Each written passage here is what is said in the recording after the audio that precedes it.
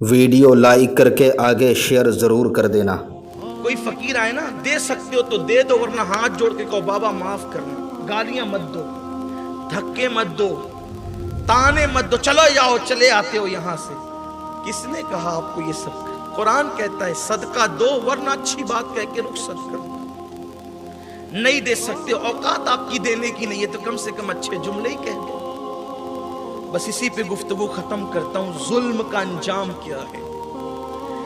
ایک بزرگ نے بہت پیاری سی بات لکھی، بڑی عبرت والی بات ہے، خواتین سے بھی کہتا ہوں توجہ کریں۔ جب تم شادی میں زیور پہن کے جایا کرو، کوئی بغیر زیور کے آئے تو اس کو حقیر مت سمجھا کرو، یہ بھی ظلم ہے۔ اپنے آپ پہ اترایا مت کرو، یہ بھی ظلم ہے۔ اس لیے کہ قدرت نے اس کو نہ دیا، تم کو دیا، احسان کیوں؟ تم تانا کیوں دیتے؟ تمہارے کپڑے اچھے ہیں، کسی کے پھٹے کپڑے پر تانا زنی مت کرو۔ قدرت کی تقسیم ہے، کسی کو دے کے آزمایا، کسی سے لے کر آزمایا۔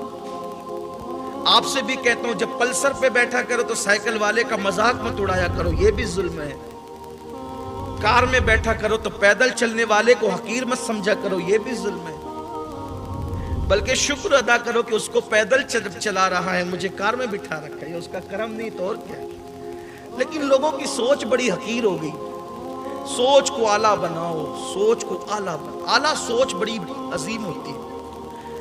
تو ایک دن ایسا ہوا کہ عید کا دن تھا۔ عید کے دن،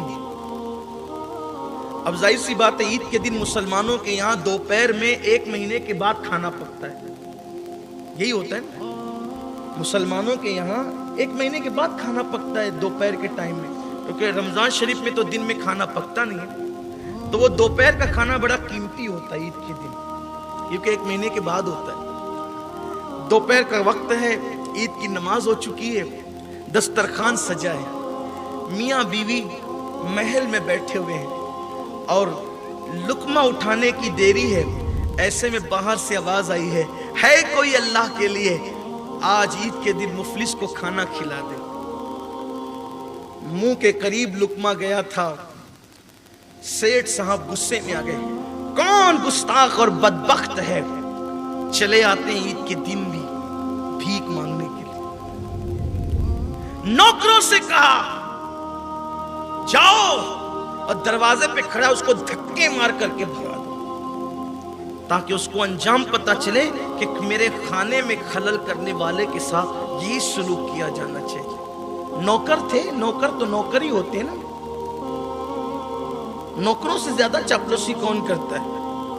گئے، اس کو دھکے دیے، کمزور تھا بیچارہ، گر پڑا، اور گر پڑنے کے بعد اس نے ایک جملہ کہا، دیکھا تو نے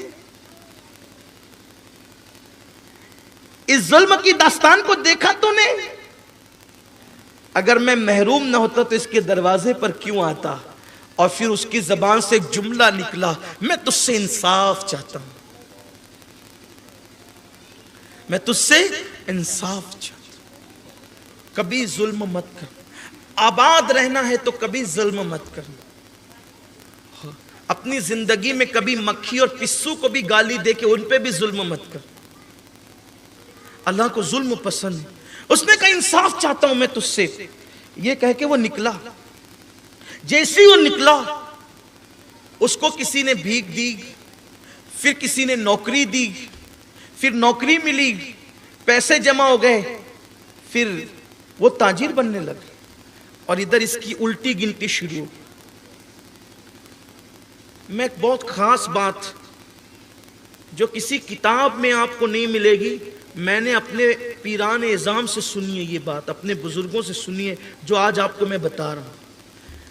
کسی بھی بندے کی، کتنا بھی وہ پاپی ہو، کتنا بھی گنہگار ہو، کبھی اس کی الٹی گنتی شروع نہیں ہوتی اس وقت تک جب تک وہ کسی کا دل نہیں دکھاتا۔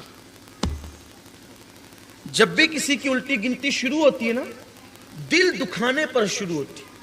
اللہ ہر گناہ کو نظر انداز کرتا ہے، لیکن دل دکھانا اتنا بڑا گناہ ہے کسی کا بھی۔ مسلمان کافر کی کوئی تفریق نہیں ہے یہاں۔ اسلام کہتا ہے بے وجہ کافر کا بھی دل نہیں دکھانا ہے، تم کو جانوروں کا بھی دل نہیں دکھانا ہے۔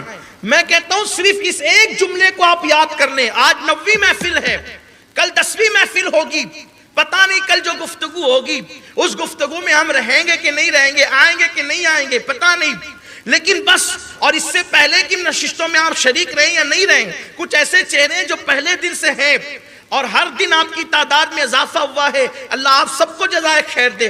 لیکن بس میں اتنا کہتا ہوں، میری یہ 9ویں گفتگو ہے، بلکہ آپ تو مجھے کم و بیش 21 سال سے سن رہے ہیں، بہت سارے لوگ میرے بچپنے سے مجھے سن رہے ہیں، لیکن آپ سے آج اتنا کہہ دیتا ہوں کہ آپ کو کچھ یاد رہے یا نہ یاد رہے، یہ ایک جملہ آپ گانٹھ باندھ لو اور اپنے بچوں کو بھی نصیحت کرنا، اگر آباد رہنا ہے دنیا اور آخرت میں تو آج دل پہ نقش کر لو کہ زندگی میں کبھی کسی کا دل نہیں دکھائیں گے۔ اگر آپ نے دل نہیں دکھایا اور دل خوش ہی کرتے رہے تو انشاءاللہ دنیا بھی آباد رہے گی، آخرت بھی آباد رہے گی، کیونکہ حضرت مجدد الفسانی فرماتے ہیں دل اللہ کے ہمسائے ہیں، دل اللہ کے پڑوسی ہے، پڑوسی کیسا بھی ہو اس کی حمایت تو کرنی ہی کرنی ہے۔ میرے آقا علیہ السلام کے دیوانوں یاد رکھنا، کبھی کسی مومن کا دل، عام انسان کا دل دکھانے کی اجازت نہیں تو مومن کا دل کیسے دکھا سکتے؟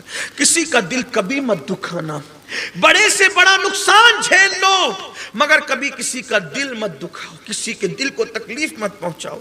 کیا ہوا؟ جب اس کا دل دکھا اس نے کہا مجھے تو نے محروم کیا، میں اس کی چوکھٹ پہ آیا، آج میں تجھ سے انصاف چاہتا ہوں، یہ کہہ کر کے وہ اٹھا، اٹھ کر کے نکل گیا۔ ادھر سیٹھ صاحب کی الٹی گنتی شروع ہو گئی۔ لوگ کہتے ہیں نا کبھی کبھی کاروبار پہ زوال آتا ہے، عزت پہ زوال، پتہ نہیں مجھ سے کیا گناہ ہوا، سارے گناہ بعد میں گننا، پہلے یہ دیکھ تو نے کسی کا دل دکھایا۔ اب بتاؤ جب عام انسان کا دل دکھانا اتنا گناہ ہے تو جو ماں باپ کا دل دکھاتے ہیں، جو گناہ کر کے اللہ کے رسول کا دل دکھاتے ہیں، بہت برا کر رہے ہیں لوگ۔ زوال لوگوں کو یوں ہی نہیں آتا، اس کی جب الٹی گنتی شروع ہوئی تو کیا وہ کاروبار ڈھپ پڑا۔ جب کاروبار ڈھپ پڑا تو نوکر ہٹتے چلے گئے، پھر اور کاروبار کو زوال آیا، کھانے کا محتاج ہو گیا، مکان بیچنے نکال دیا، وہ محل جس میں وہ رہتا تھا محل بیچنے نکال دیا۔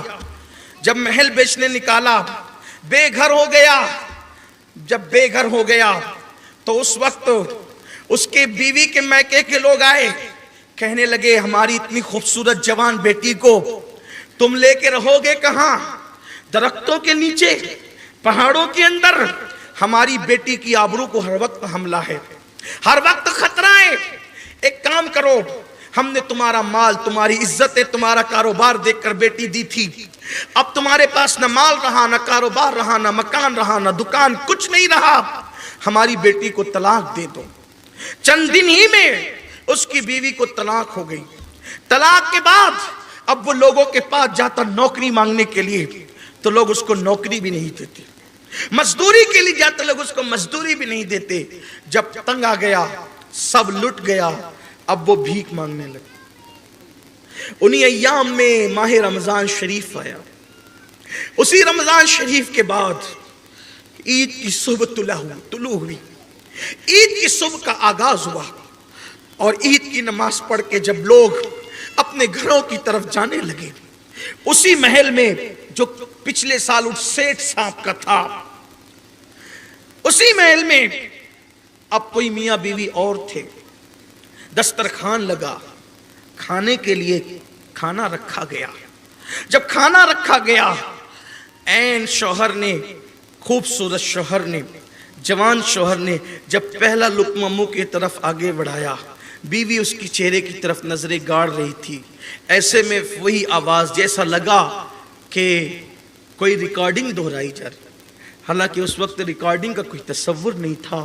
کہنے والے کہتے ہیں تاریخ اپنے آپ کو دہراتی، کسی کی صدا آئی، کسی غریب کی صدا ہے، کوئی عید کے دن اللہ کے لیے فقیر کو کھانا کھلانے والا، اس شخص نے لقمہ برتن میں رکھا، نوکروں کو کہا ہم بعد میں کھائیں گے، یہ کھانا اٹھا کر پہلے اس کو کھلاؤ، اور نوکروں سے کہتے ہیں سنو، کہتے ہیں کہ جس کے ہاتھ سے صدقہ دیا جاتا ہے اس کی بلائیں ٹلتی ہے، یہ کھانا تم نہیں دو گے اپنے ہاتھ سے، उस फकीर के हाथ में खाना देने के लिए मेरी नई नवेली बीवी जाएगी और ये उसको खाना देगी।